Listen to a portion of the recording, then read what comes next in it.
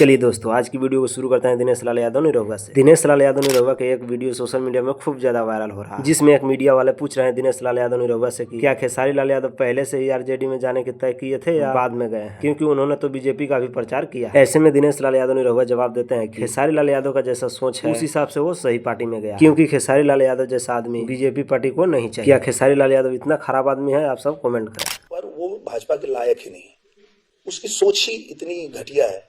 चलिए अब बात करते हैं खेसारी लाल यादव। आप सबको याद ही होगा कि चुनाव के समय में खेसारी लाल यादव इतने विवाद में घिर चुके थे कि दिनेश लाल यादव निरहुआ ने खेसारी लाल यादव को एदमुल्ला बना दिया और ये लोग भी मानने लगे थे कि खेसारी लाल यादव राम के विरोधी हैं। ऐसे में आजकल खेसारी लाल यादव के एक वीडियो सोशल मीडिया में खूब ज्यादा वायरल हो रहा है, जिसमें खेसारी लाल यादव और उनके परिवार के सभी सदस्य पूजा करते हुए नजर आ रहे हैं और ये खेसारी लाल यादव अपने फेसबुक अकाउंट में शेयर किया। अब खेसारी लाल यादव के बारे में क्या कहेंगे, कमेंट करें।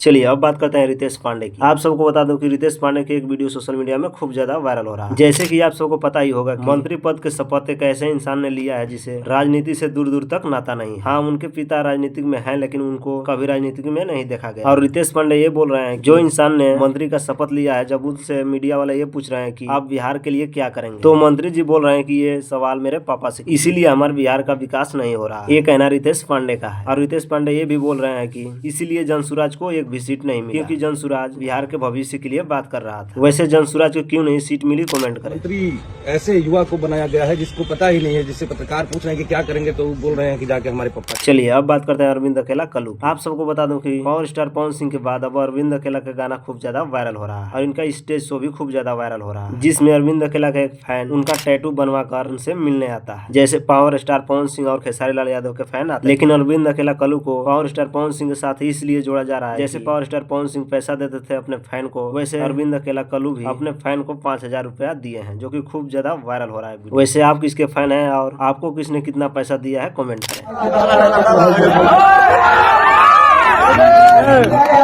चलिए अब बात करते हैं रितेश पांडे की। रितेश पांडे की एक वीडियो सोशल मीडिया में खूब ज्यादा वायरल हो रहा है। आप लोग सोशल मीडिया में देखते ही होंगे कि आजकल बिहार को अच्छा भविष्य देने के लिए और बिहार को साफ सुथरा रखने के लिए बिहार में बुलडोजर चल रहा है और ये चलवा रहे हैं सम्राट चौधरी। इसी बीच रितेश पांडे का एक बयान आता है, जिसमें बोल रहे हैं रितेश पांडे की 7वीं फेल को 7वीं फेल नहीं कहा जाए तो और क्या कहा। जब भी कोई मीडिया वाले उनसे पूछते हैं कि आप कितने पढ़े लिखे हैं, तो वो एफिडेविट के बात करते हैं। अगर वो सच में 10वीं पास है तो सर्टिफिकेट दिखा दे, हम लोग मान लेंगे, फिर दोबारा 7वीं फेल नहीं बोलेंगे। अनपढ़ नहीं बोले हम तो क्या बोले, अब अगर नहीं अनपढ़ है तो बोले कि 10वां कब पास किए थे, खाली हाफ ही डिपिट में करने से थोड़ी। चलिए अब बात करते हैं ज्योति सिंह और पवन सिंह की। इन दोनों से जुड़ी एक सोशल मीडिया में वीडियो वायरल हो रहा है, जिसमें एक महिला बोल रही है कि अब ज्योति सिंह के कहीं शादी भी नहीं हो सकती, क्योंकि भोजपुरी के सबसे बड़े सुपरस्टार से उनकी शादी हुई। अगर पवन सिंह छोड़ते हैं तो कोई उनसे शादी भी नहीं करेगा, और अगर शादी कर भी लेगा तो उसको बहुत मारा पीटा जाएगा। वैसे आपको क्या लगता है, कमेंट है भी नहीं बिहार में, वो किससे शादी करेगी, और जिससे शादी करेगी वो उसको ताना मारेगा, तो उसकी जिंदगी तो ऐसी है। चलिए अब बात कर रहे हैं तेजस्वी यादव की। आप सभी को बता दूं कि तेजस्वी यादव ने एक नोटिस जारी किया था, वो भी भोजपुरी और मौखी कलाकारों पर, जो आरजेडी के बारे में गंदे गंदे गाने गा रहे हैं। तो इन्हीं सब को लेकर वकील साहब ने सब क्लियर कर दिया। वकील साहब ने बोला है कि जो सिंगर नोटिस पाने के बाद भी अगर गाता है तो उसको 3 साल की सजा हो जाएगी, चाहे वो सिंगर कोई भी हो। अगर टुनटुन यादव गाते हैं तो उनके ऊपर भी होगा, चाहे मौखी का कोई भी सिंगर हो, जैसे में रोशन रोही भी गाते हैं गाना आरजेडी पर, और भी कई सारे कलाकार हैं, उनके ऊपर भी हो सकता है। आपको क्या लगता है, क्या आरजेडी पर गाना नहीं बनना चाहिए, कमेंट करें। 3 साल की सजा है, 3